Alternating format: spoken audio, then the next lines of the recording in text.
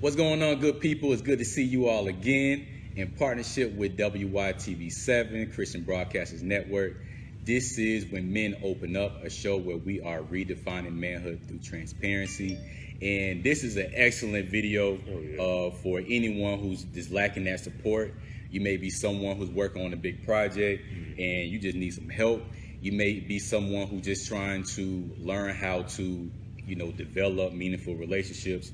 I really do believe if you fall in that category, this is going to really be something impactful for them. Yeah, and I also think, to caveat to what you just said, I think that this show is going to actually help you be graceful towards those who may not be helping, even when you feel like they're supposed to be helping. Exactly. But let's introduce ourselves. My name is Dominique. And I am Dexter Peggins Jr. And once again, this is When Men Open Up. And we have, what to do when you are lacking support. That is the topic. And this is an excellent topic because this is something I hear people complain about a lot. It's that lack of support.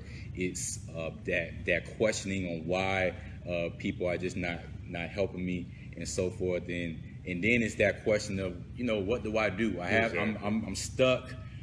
I don't have these resources. I don't have the help. The people that I thought was going to be helping me and I wanted to help me, they not helping me. You know what I'm saying? So, Dex, what do I do if I'm in that situation?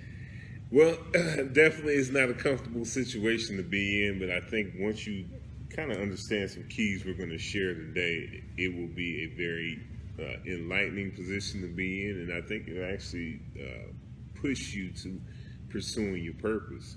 One of the first things I would say concerning this is that first, you have to be clear on what you're trying to get accomplished. Right. I am a person who has had many pet projects in the past and would get everybody excited and then midway through the process be like, nah, I don't really like this.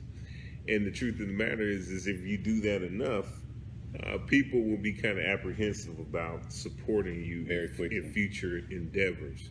And so I think you have to distinguish between a good idea and what I like to call a God idea. The thing about the good idea is, it makes sense, but the reality is that it might not be for you. The God idea is the thing that's always with you, the thing you can't shake, and the thing you feel compelled to do. From there, you want to draw and create a plan. And then from there, you want to start implementing the steps to realize that plan.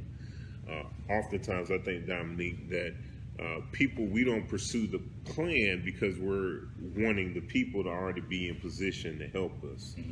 I'm a firm believer that once you start the process, the people that are for you will start to be drawn to you.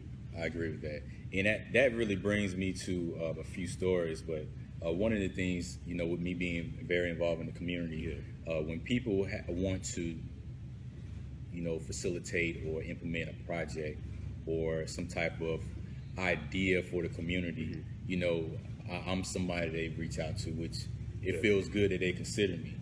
But one of the things that I see that what's a big habit is people have a vision or they're very passionate about something. And like you said, you may be passionate about something, but you have to really understand that that's something that you need to be addressing. And that goes back to, that God's vision, that God's plan that you was referring to. But I really do believe that one of the biggest things people were doing is they got so excited. Yeah. And I call it that parachute effect. And I think I explained this during another video. You can be so excited about, going skydiving. You get what I'm saying? You jump out of the plane, and then you realize I ain't even put my parachute on because you were so excited. Yeah. And it causes you to skip those steps. So what I realized is the idea wasn't so bad. It's just they didn't have the strategy and the plan. So the timing was off. Yeah. And since the timing was off, they didn't have a clear vision for everyone. And when you don't have a clear vision for everyone, it makes it hard for people to see, okay, where do I really, play in this? Yeah, exactly. What kind of role can I really have in this? And one of the things that people had is they had a very broad vision. It wasn't specific enough. So they brought all these people in, and you know, then they was trying to do some of the planning inside that meeting that they were supposed to do at home. Yeah. You know, so who are we going to target? Are we going to target the kids? Yeah. Are we going to target this? Are we going to target this? Everybody got their own ideas and own agendas and everything, and it causes a whole bunch of conflict, and then it just, you don't hear about a second meeting. You get what I'm saying? So I really do believe, I think it's very important to really have a clear vision on what you want to do, and I think when you really have that clear vision, it's going to really help. I think another thing is really understand identifying what the vision is, but then identifying why do you need this type of support, you know what I'm saying, and where does this support really rely into, because that really helps with communication. Communication is very, very important. It ain't about just asking for help. I learned that a lot of people need to be directed. A lot of people just need to say, they just need to be told what to do, and they have no problem with that. Some people just don't know what they bring to the table. And as a leader, we just have to be, I think with support, it takes a lot of leadership skills as well. I think the people who have the most support have great leadership skills. They just know how to communicate. They know what they need. They know how it needs to be done. They know how to take time out and just say, okay, this is how I want it to be done, instead of just telling you this is what I want done and then just go out and just do it. And that plays a tremendous role in what you're trying to accomplish. I love that. You know, even when you were saying that, and as we were preparing for this show, I was thinking about Jesus Christ. You know, he is the example, and when you look at Jesus Christ, I don't think we do enough study of the actual people he recruited, you know, as his disciples. Jesus was very strategic in the team that he had. If you look at the occupations of several of them, he had business owners. He had a banker. A variety of different people. And so what you had people who were equipped with a skill set that could support what he was building. And so, like you said, you know, we get the people together, and then we're trying to determine, okay, what are you going to do? These are some of the things we need to already have visualized a vision for when we start to reach out and make these contacts. Because as you alluded to, is that you end up losing valuable time, and then the people who very well may be able to support, they become disinterested because it looks disorganized when you're trying to pull everything together. And that's the thing. I mean, it's so important to really hit it well the first time, because it's going to be another time you're going to need some help.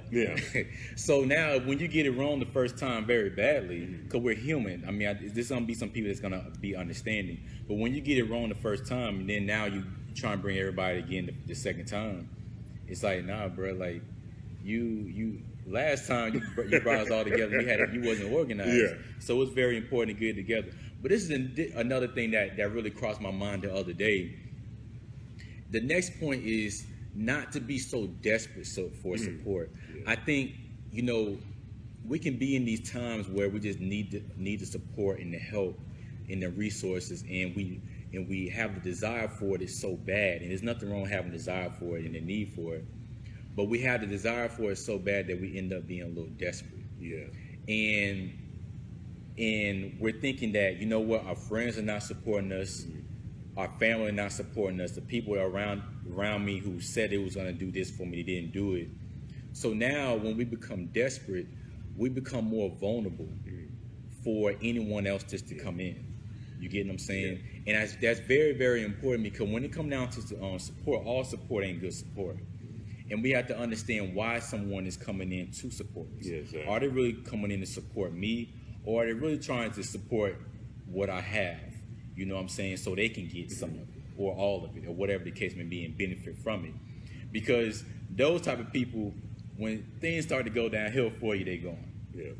You get what I'm saying? So it's very important, because when that person comes in and giving you something that you've been desiring for so long, it's like, you know what? This person don't know me. My friends ain't supporting me. My family ain't supporting me. But this person who don't even know me is willing to support me. You know what?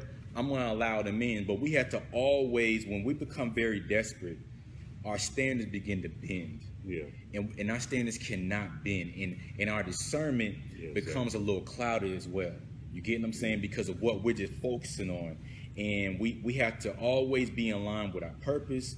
We have to always be in line with what God wants for us. Yeah. And we have to always be in line with the standards that we have set, because we cannot afford to allow the wrong people to come into what we're trying to do.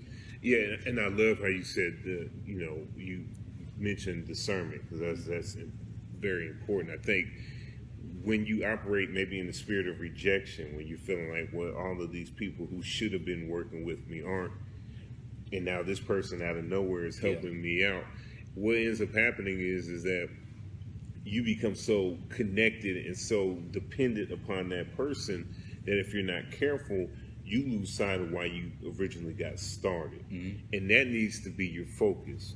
Once again, I'm thinking about when Jesus Christ, when the multitude left him, and then he looked at the 12 and said, well, will y'all leave me also?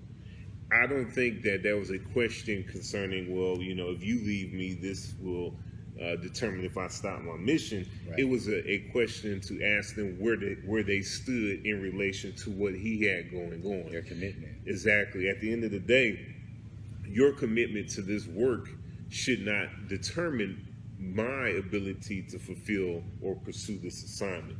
Right. Because I started this assignment acknowledging that it was a burden and a responsibility that I was supposed to carry. And so you want to be in the discernment, you want to make sure that you're managing relationships correctly. At the end of the day, you should always be able to point that person back to the reason why they got connected to you to begin with. You're connecting with the mission, not so much me. And if the mission is important, I should be able to always point you back to that.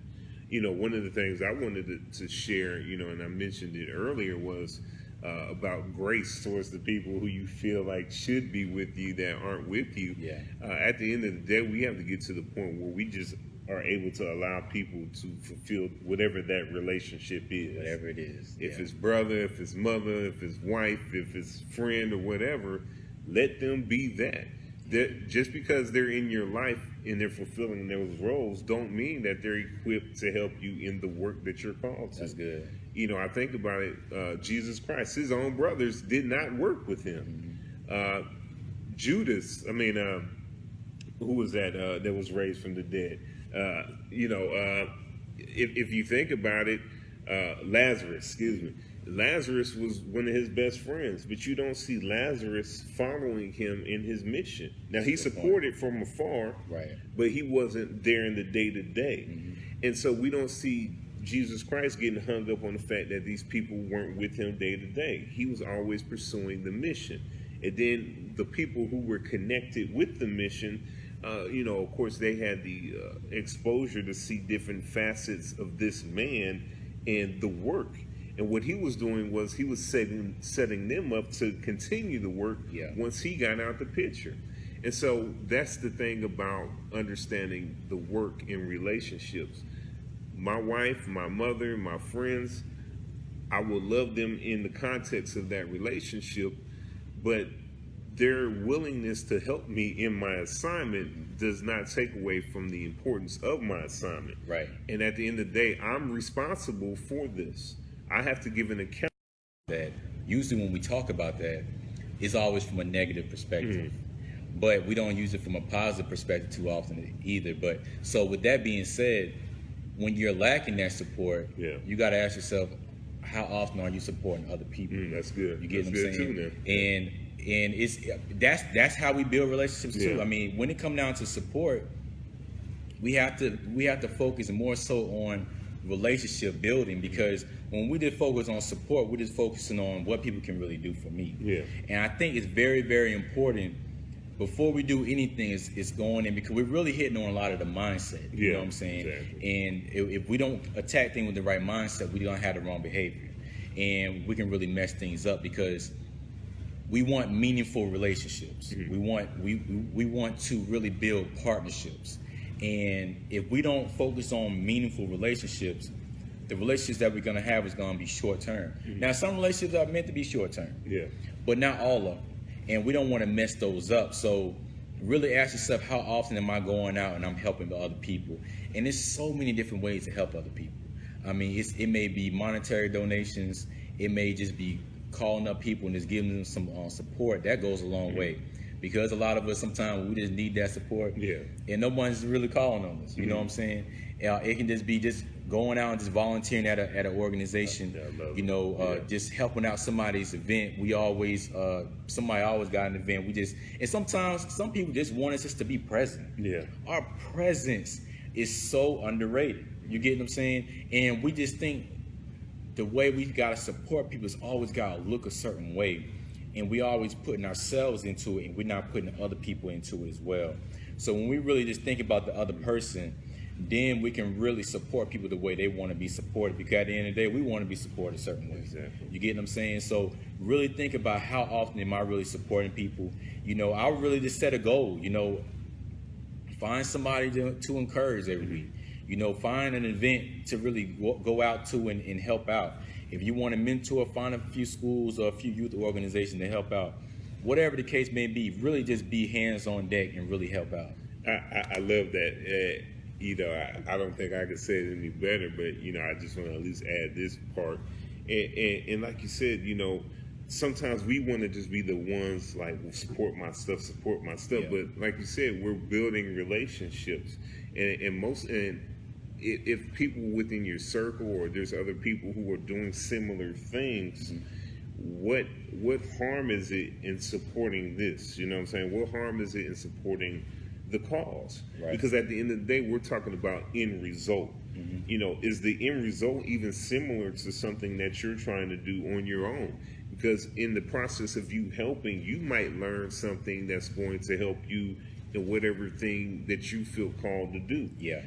In the process of helping, you might say, aha, I'm actually supposed to be connected with this person beyond just this momentary, event. This might be the catalyst to the next phase, where, initially you can see it in your vision. You can only see this far. Right. But in helping this person, it unlocked the next dimension for the purpose that you're supposed to be pursuing. Right. And it's another thing, some people, we just lack that trust. I mean, So my question is to you, if somebody's lacking that trust, how do you develop that trust in someone? Because it's not always, even though you need that support, it's not always easy to really bring allow that person to come in and really provide that. Well, my belief is consistency over time opens the door for greater levels of trust.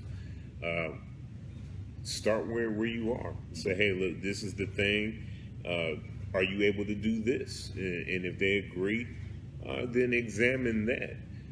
And then over time, you start to see their diligence. You start to see their work ethic and stuff like that, and you develop trust in that area.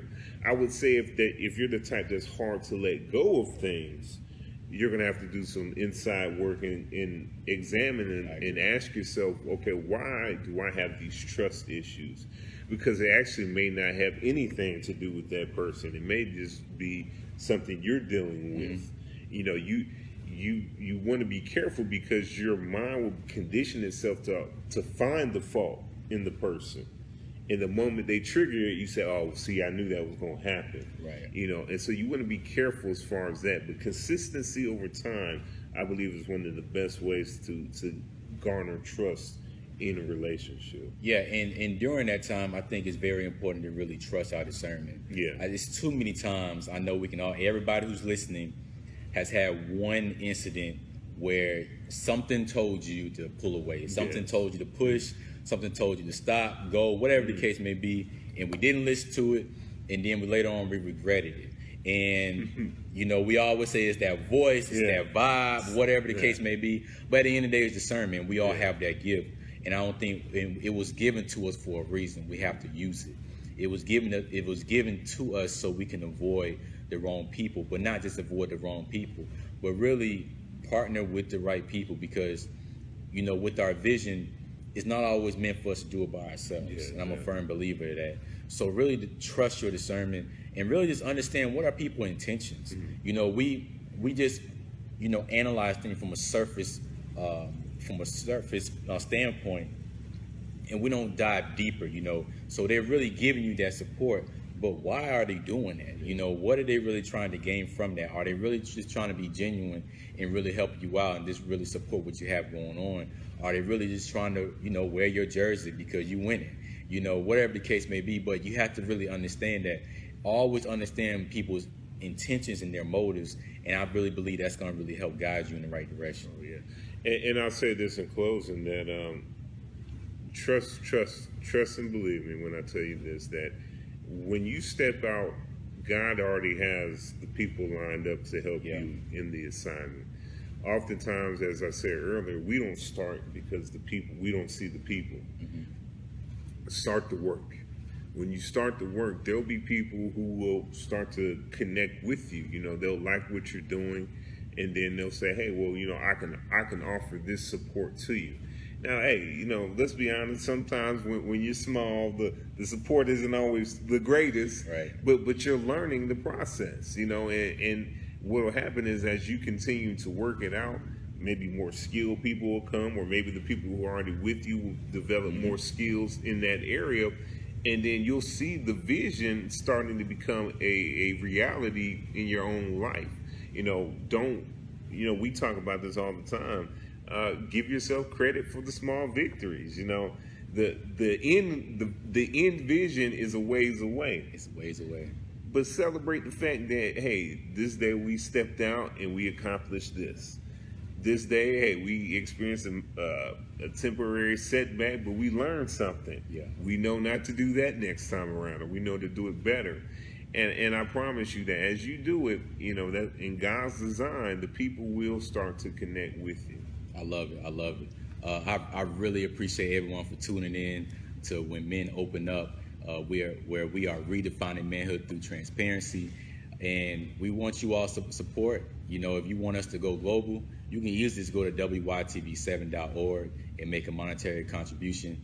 But we really appreciate you all supporting us while we're talking about support, because we cannot be great without you all. And we appreciate everyone for tuning in and even giving us some great feedback. We really appreciate it. But we want you all to join us again when we will be back. My name is Dominique. Now, Dexter Peggins Jr. And we are out. Thank you so much.